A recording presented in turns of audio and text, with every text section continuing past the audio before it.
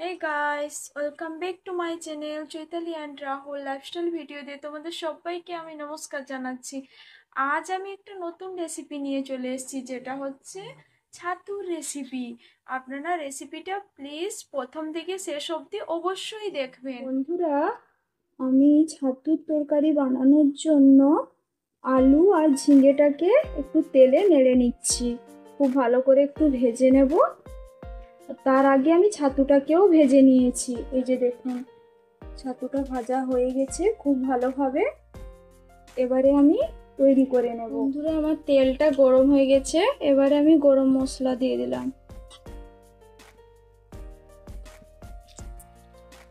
এবার আমি মশলাটা দিয়ে দিলাম। এই মশলাটায় আছে পেঁয়াজ, আদা, রসুন আর জিরে, সব কিছু গ্রাইন্ডিং করা আছে। এই পেস্টটা আমি দিয়ে দিলাম। এবার আমি ভালো করে মশলাটাকে কষিয়ে নেব।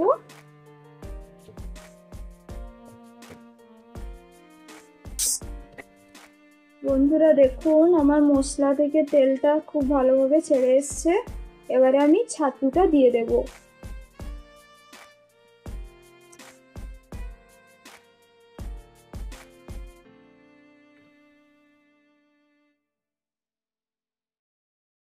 ছাতুটাকে খুব ভালোভাবে কষানোর পর তার সঙ্গে আমি আলু ঝিঙেটাও দিয়ে দেব একই সঙ্গে।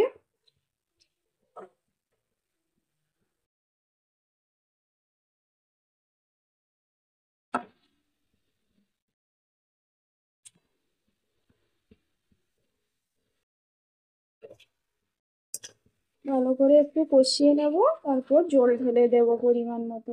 বন্ধুরা, আমি ছাতুটা তরকারিটা এবারে কমপ্লিট হয়ে গেল।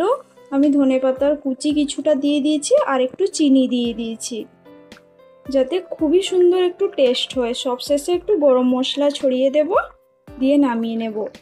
দেখুন, আমার ছাতুর তরকারিটা রেডি হয়ে গেছে। কতটা সুন্দর দেখিয়েছে। এইভাবে আপনারা রেসিপিটা তৈরি করে দেখবেন একবার। আর বন্ধুরা, ভিডিওটি যদি ভালো লেগে থাকে একটা লাইক, কমেন্ট আর শেয়ার করো। টাটা।